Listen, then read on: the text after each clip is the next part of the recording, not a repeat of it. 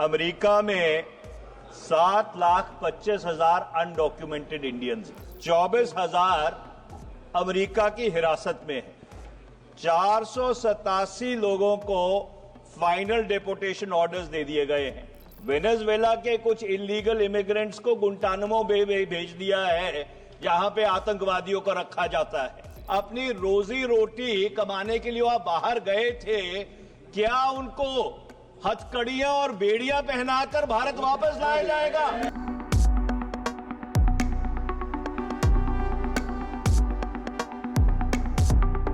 श्री मनीष तिवारी जी।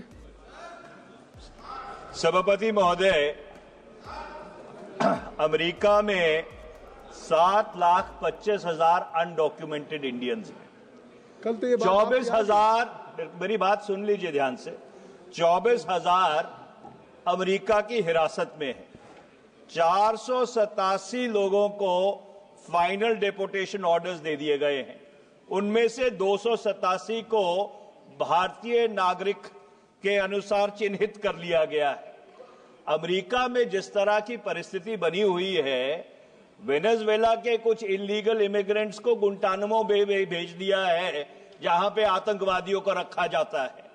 मैं आपके माध्यम से सरकार से ये पूछना चाहता हूं कि ये जो इलीगल इमिग्रेंट्स थे, कथाकथित इलीगल इमिग्रेंट्स, जो कोई अपराधी नहीं है, कोई आतंकवादी नहीं है, अपनी रोजी रोटी कमाने के लिए वह बाहर गए थे, क्या उनको हथकड़ियां और बेड़ियां पहनाकर भारत वापस लाया जाएगा?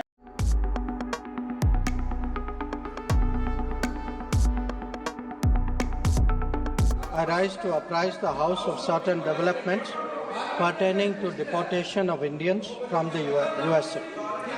Sir, honorable members are aware that people-to-people exchanges constitute the bedrock of our deepening ties with the United States. Indeed, more than any other relationship, mobility and migration has had a key role to play in enhancing its quality. Sir, the House would also share the view of the government that it is our collective interest to encourage legal mobility and discourage illegal movement. In fact, illegal mobility and migration has many other associated activities also of an illegal nature. Moreover, those of our citizens who are inveigled into illegal movement themselves become prey to other crimes. They are trapped into moving and working under inhumane conditions. Members are aware that unfortunately there have been even fatalities in the course of such illegal migration. Those who have returned have also testified to their harrowing experiences. Mr. Speaker, sir, it is the obligation of all nations to take back their nationals if they are found to be living illegally abroad. This is naturally subject to an unambiguous verification of their nationality. This is not a policy applicable to any specific country, nor indeed one only practiced by India. It is a general accepted principle in international relations. Honorable members, sir, would be aware that the process of deportation is not a new one. I repeat, the process of deportation is not a new one and has been ongoing for several years.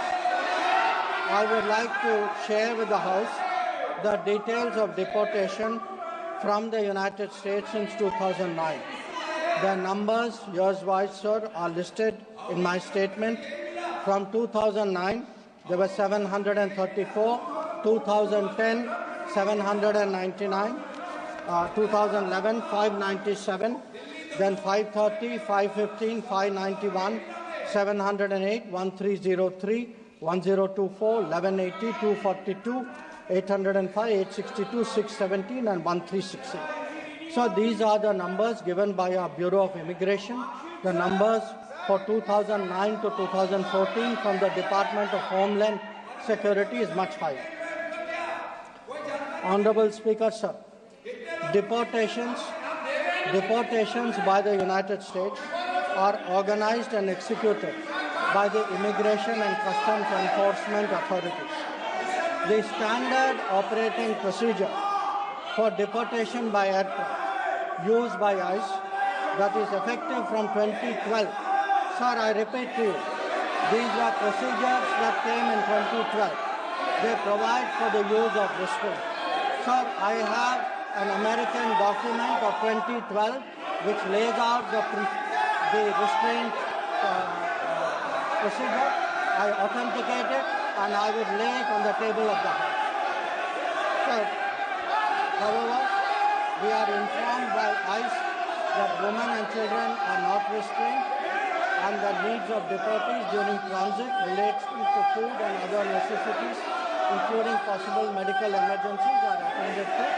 During toilet breaks, deportees are temporarily unrestrained if needed in that regard. This is applicable to chartered civilian aircraft as well as to military aircraft. There has been no change from past procedures. I repeat, no change from past procedures for flights undertaken by U.S. on 5 February 2020. Sir, we are engaging the U.S. government to ensure that returning deportees are not mistreated in any manner during the flight. At the same time, House will appreciate that our focus should be to crack down strongly on illegal migration industry while taking steps to ease visas for legitimate travelers on the basis of information provided by returning deportees about agents and others involved. Law enforcement agencies will take necessary preventive action.